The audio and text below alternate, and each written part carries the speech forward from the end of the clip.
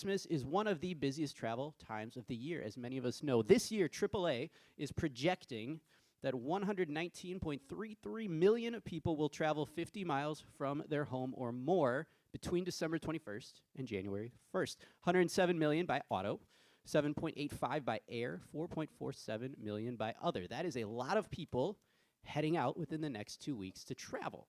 Now, anybody that has traveled, especially over the holidays, understands that Christmas here comes with the lovely weather we have seen this morning, and worse, snow, ice, rain, all of it, storms, which leads to the unpredictable weather and the fun travel delays, canceled flights, travel being shook up. Weather and storms put a damper on travel. I remember Thanksgiving back when I was in college, my dad and I waiting in the airport 10 hours for my sister to fly in from Ohio for Thanksgiving, right? Sometimes we have to wait and travel because it gets shook up. Well, today we're going to hear a little bit about this kind of thing. Jesus and the disciples are going to travel. They're going by boat in their case, and a nasty storm is going to whip up and cause some issues. And that's what we're going to look at today. We're going to get to this story shortly, but I want to catch all of you up real quick on what we're doing, because I know we have some visitors that are here for the Christmas program. Thank you for coming to watch those kids. It's an awesome Sunday and super fun. But I'll catch you up real quick. We are in a series on the Gospel of Mark. We started this back in September. It is called Jesus, Who is This Guy? Learn about him to live like him. The idea is to learn about Jesus, the life he lived, how he taught, his teachings, what he was about, and let that guide how we live our lives. So that's what it's all about. We've heard about Jesus' teaching in a way that was authoritative, a way that was different. Unlike anything people had heard before. We hear about Jesus healing miraculously, people healed from diseases. We hear about demons that were possessing people's lives being cast out. That we even see Jesus in tense discussions with these big-wig, super smart Pharisees and not taking anything from them. But through it all, Jesus is consistent with who he is and what he's about. He's come. He's ushering in a new kingdom. It's time to have faith in him and what he is doing. Many, many people have been hearing him teach. Some are responding, some are not.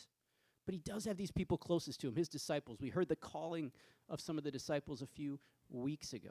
But today, those closest to him, those disciples are put in a tough spot with this storm.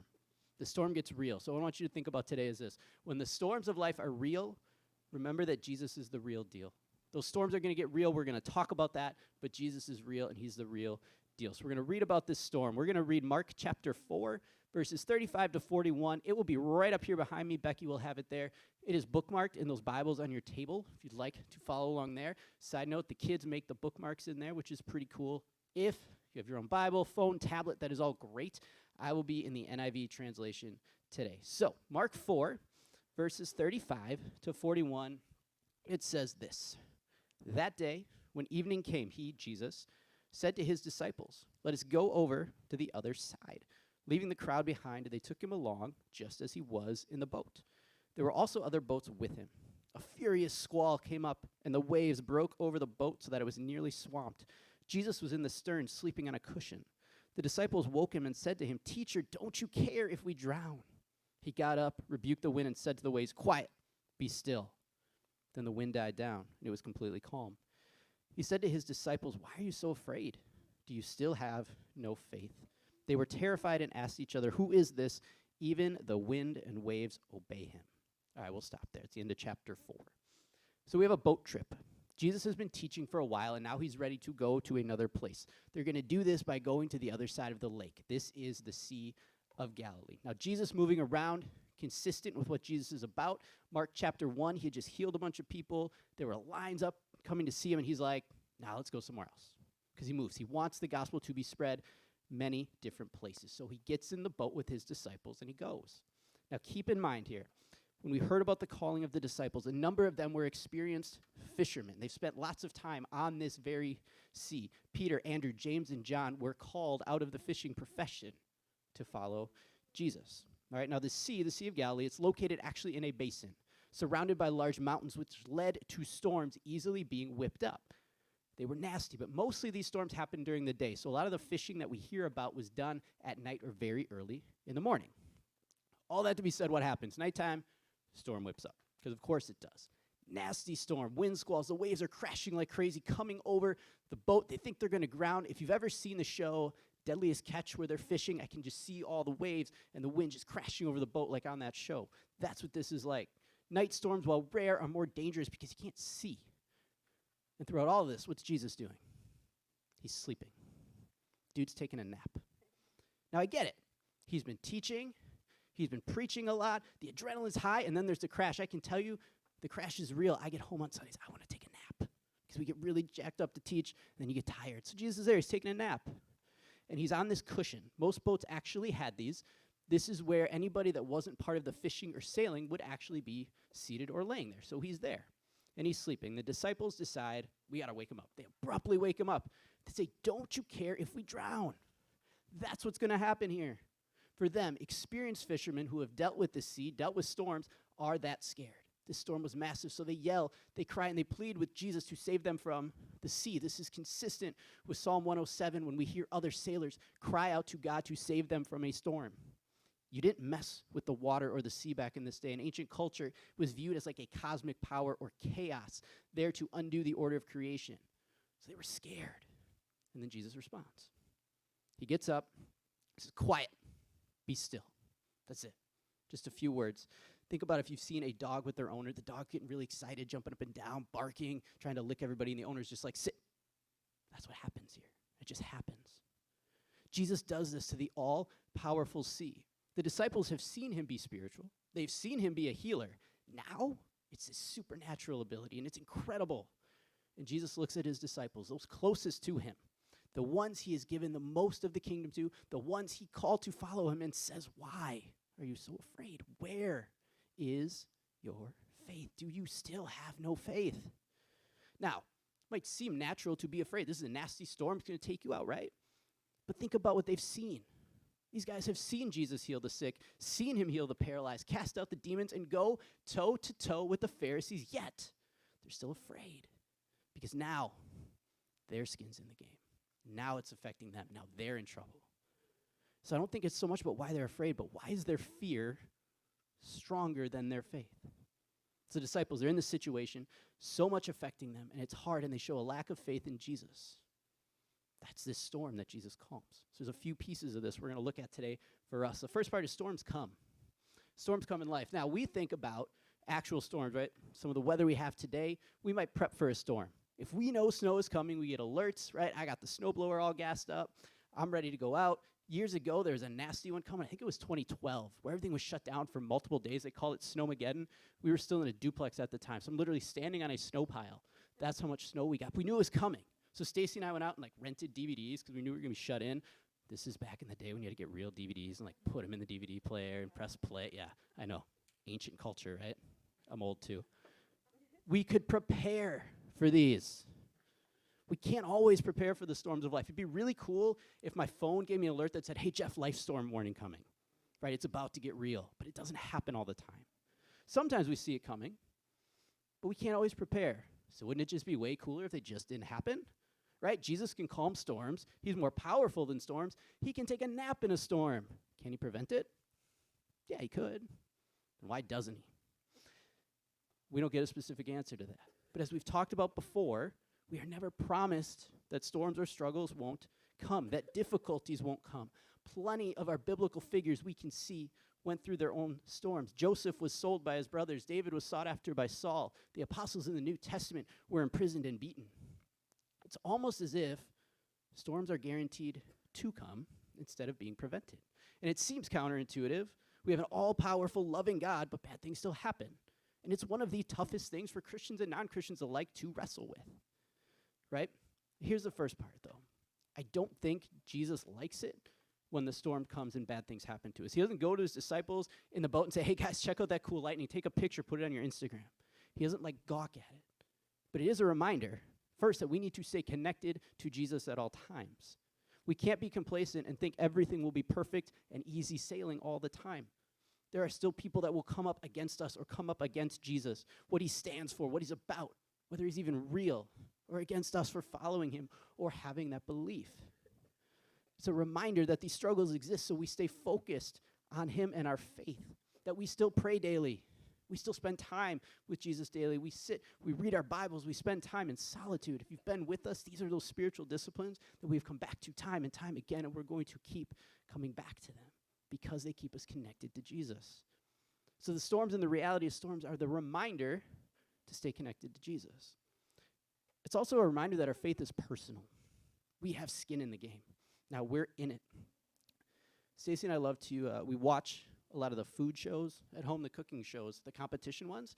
Some of my favorite are when the people that usually judge, now they have to compete. So now they're in it, right? And we're watching some of these now because now it's on them, right? They don't just get to tell people, you overcooked that by 30 seconds. You need more salt. Your presentation is messy. Now they got to do it. It's on them. Somebody's judging them. They have to put their skills across themselves. That's what happens with our faith. We have to practice our faith ourselves. Now our relationship with faith in and reliance on Jesus is practical. It's not just spiritual, mental, or theological. It is real. Now you lost your job. You have the illness. You're in trouble. It's not you telling somebody to be strong in their faith or encouraging them in their faith. Now you have to do it. Having our skin in the game is scary and it's hard because now our faith has to be stronger than our fear. And fear is a motivator. Fear can make us do things quickly without thinking, without processing, without praying. Might not be things we usually do, things that we know we should do. Faith needs to be the motivator. Faith can be something that we think we just have and we fall back on, and that's always there. But faith needs to be what holds us up and drives us forward. Faith will get hit and tested, but it can stand up because Jesus stood up. Jesus actually stood up, lived a faith, and he is still with us living our faith today, and that's what we have to remember. In the book Flesh, author Hugh Halter says, people aren't looking for doctrine. They're looking for a God with skin on, a God they can know, speak with, learn from, struggle with, be honest with, get straight answers from, and connect their lives to. We can do that with Jesus because he lived it. He showed his faith in his Father by how he lived, how he taught, his obedience, how he acted, how he died. He lived, and we try to live like him. That's the whole point of this series and why we're taking so long to go through this book and so slowly, because faith isn't just something we have, it's something we live.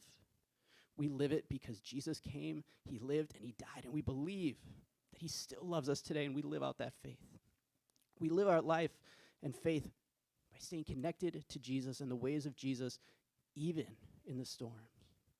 Because in the raging storm, our faith in Jesus in that storm is stronger than our fear of the storm. Fear takes us to the booze or the drugs. Faith takes us to the intoxication of the Holy Spirit. Fear takes us to desires that might make us feel better in the moment, while faith takes us to a Jesus that makes us family for eternity.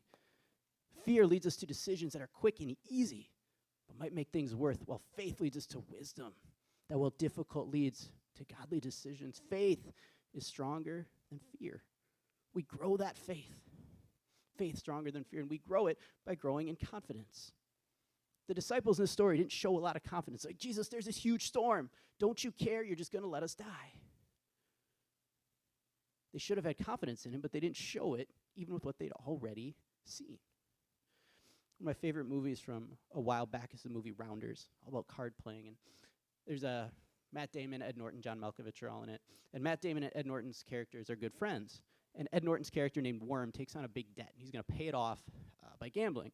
So he partners up with his buddy, Matt Damon, but he wants to kind of cheat. He wants to play it and structure it and hustle the games. Matt Damon's like, no, we got to play it straight. And he's a really good card player. Well, they go to one game, and Ed Norton decides to start base dealing, which they call dealing off the bottom of the deck. They say you hold with what's called a mechanic's grip. So you hold the cards in a way you can deal off the bottom. Well, they get caught, and they get beat up. And Ed Norton's character didn't have confidence in his friend. He didn't have the confidence in a friend that could help him do it, that took on the debt with him, that he has seen play really good cards before. There was no confidence there. The disciples knew what Jesus could do, but they didn't have confidence in him. They watched as he healed the sick, made the paralyzed walk, and cast out demons. They saw it. They didn't read the accounts in the Bible like we do. They witnessed it. They were there. In today's world, they would have been the ones out with the phones going live or tweeting it. They were there. They saw it, but when it came time to exercise that confidence, they lacked it. Their experience should have shaped them. Our experience with God should shape us. So look around and see him. Looking around and seeing God has been something that's come up a lot in the last few weeks. Where Is there someone that came through something they shouldn't have? Where was somebody blessed without explanation? Who is someone that has a storm around them, Sea of Galilee level, yet somehow is at peace? That's Jesus coming through today. Like last week I said, let's look for where the love of God is, not where the love of God isn't. Well, today, look for the presence and activity of God, not what feels like his absence, because it can be really easy to dwell in his absence, but look for his presence and his activity. He may not come through in the way we want or expect, but he will if we have confidence in him. Stop wondering if he will and start looking for where he already has. Have confidence in what's happened, and then have confidence because of what's to come. Right before Jesus dies on the cross, he has famous words, "It is finished." 3 powerful words. In Greek, it's one word, tetelestai, which means the debt's gone. The ransom is paid. We were bought back. And because of that, we are promised and have confidence in eternity with Jesus. Hebrews 11:1 says, faith is confidence in what we hope for, assurance about what we do not see. We have hope and confidence in heaven, even though we can't totally see it right now. A heaven where the storms of today's life don't exist anymore, where the bumps and bruises and breaks and scars from those storms are taken away. It is not wishful thinking. It's confidence in a promise. God doesn't promise and then not deliver. He won't do it. I rarely say God won't do things, but that's when he won't do, is promise and not deliver.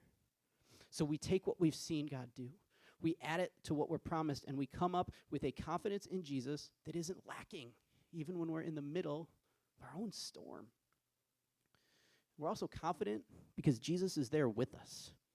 Jesus is on the boat. A phrase I come back to time and time again is that Jesus is there in the midst. He's there in the midst of whatever we're facing. Look at the story today. He's on the boat. He's not on the shore. He's not on the dock. He's not in a house looking over the lake with a cup of coffee watching the storm. He's right there on the boat. We have to remember that just that presence of Jesus is enough. It's easy to get caught up in what we perceive as Jesus' action or lack of action. But part of how Jesus acts is just being with us. He might not take the storm away, but he's going to ride it out with us. Isaiah 41:10 says, do not fear, for I am with you. Do not be dismayed, for I am your God. I will strengthen you and help you. I will uphold you with my righteous right hand. I am with you. Don't be dismayed. I will help you. He's there, and that's enough. Right? Just his presence is enough. It's not that group project in high school where the one kid just showed up but didn't actually do anything, but he still got credit. Right? Jesus' presence is a massive piece in our lives. It counts. That presence, that piece of our lives brings peace to our lives, just having Jesus there. If you're familiar at all with the Advent themes that occur week to week, peace was last week's. We aren't going through them individually, but last week was peace. But it's an internal peace. And it's internal because it's not the absence of a storm out here, the absence of a conflict. It's knowing that whatever's happening on the outside of me, I can be okay because of what I have on the inside of me. We won't get peace out there until we have peace in here with God. That peace comes in the presence of Jesus. That's what we're going to talk about a little bit on Christmas Eve, and I would love for you to join us for that service. But that peace in his presence, be in the presence of Jesus. Ask for it, plead for it, pray for it. Remember his presence, and be at peace on the inside, because then eventually Jesus calms the storm. His presence leads to calm. Just calm. Last Sunday, I made for dinner, I'm a big cook if you don't know. I like to do all the cooking at our house. I made potato soup because it was cold and soup sounded good. I like a little spice, but I got a little heavy-handed on the cayenne pepper. Here's the thing. Joella really likes soup, so we gave some to Joella, but Joella doesn't do, she's 5, doesn't do spice. So she takes her first bite, she's like, Daddy, that's spicy. Daddy, that's spicy. So what do? You can put up the next slide, Becky. What she does is we mix in the sour cream, right? And then mixes in, and she's like, oh, that's better. She still didn't really eat it. I'm not convinced she actually liked it, but it works for our purposes here. Now, that sour cream might have changed the flavor a little, but what it did, just by mixing in, brought down the spice level a lot. It cooled it down. It settled the spice. Jesus being present with us brings down the spice level. He eventually does calm the storm. Now, he might just bring down the storm right away. Instant stop, like he just shuts off a light switch and it's better. Feels like a modern day miracle. He might do that. This happens and it's great. Let that raise your confidence and trust. But it also might not be instant. He might not just take a storm away. The calm might come in how you sail through it with him. How our relationship with Jesus grows during a storm. Think about a big work project. If you've had one, there were lots of pieces, lots of things you had to get done, and you're so stressed about it. But bit by bit by bit, you got parts done, and you work through it, and the stress level lowers. That's what Jesus does with us. We work through it piece by piece with him. He stays with us. We work through the struggles, and then the confusion and the pain bit by bit, and we get to a place of calm. But it takes time. It's not always easy, but that's growth as a follower of Jesus, and that's maturing as a follower of Jesus, not just him taking away the storm, but him navigating you through it and bringing the calm. Calm might also come in community. Calm might come in the sharing of whatever that storm is with the people around you. Now, only you get to decide what the storm of your life is. If it is a big deal and storm for you, it doesn't matter if it feels like a drizzle to somebody else. If it is big for you, it's a big thing. But share with others. A big reason why we want to be a church that builds relationship and community with each other is so that we can be comfortable sharing the difficulties we face. Share them with each other to help each other, pray with each other, support each other, to sit under the umbrella together. And it doesn't instantly happen. We wouldn't expect it to. So that's why we try to spend time together on Sundays and in our small groups and at other times to build relationships so that hopefully at some point we can navigate those storms together. Said many times, we were not created to be alone. We're not created to navigate life all by ourselves. We have God. We have each other. So Jesus brings calm through the people and the community he has put in our lives. The calm can also come once for all when Jesus comes back and he brings that kingdom to fulfillment. 1 Thessalonians 4:16-18, for the Lord himself will come down from heaven with a loud command, with the voice of the archangel, with the trumpet call of God, and the dead in Christ will rise first. After that, we who are still alive and are left will be caught up together with them in the clouds to meet the Lord in the air. And so we will be with the Lord forever. Therefore, encourage one another with these words. Jesus will come back and his kingdom will come. If it's not calm now, it will be when he returns. When he returns, if it doesn't feel like it's calm, it's just going to be because of all the rejoicing and the partying that we get to do with him. It won't be because of struggles and storms. That's something we can be confident in, to have hope in, and to take joy in. So we choose joy, joy being today's Advent theme.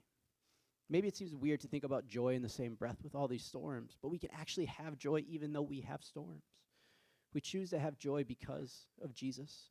Because even though these storms will come, they affect us personally and in very practical ways. We have a confidence in Jesus, in what he's already done, what we've seen him do in our lives and in the lives of others, in what's going to come in the future, his return and the full coming of his kingdom. We have confidence in that.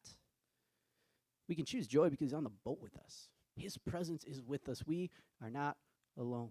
He's not at a distance. He is right there with us. That presence is enough, and that presence brings peace. And that presence eventually brings the calming of the storms. It may not be immediate, maybe not come in the way that we think, but the calm does come in Jesus, and we can take joy in that. We can have joy in that because Jesus is the real deal. Let's pray. God, thank you for this morning. God, thank you for this passage, what we can take from it.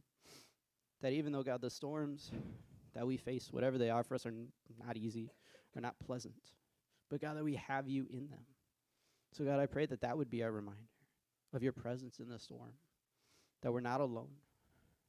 And God, I pray that we would remember to have confidence in you, that when it really gets real for us, God, when it's on our lives, that we would remain confident and faithful in you because of what you've done and because of what you promise to do. So God, I thank you that you're on the boat with us and that your presence doesn't leave us. And I pray for all of us today that we remember that presence, God. I pray this in your name.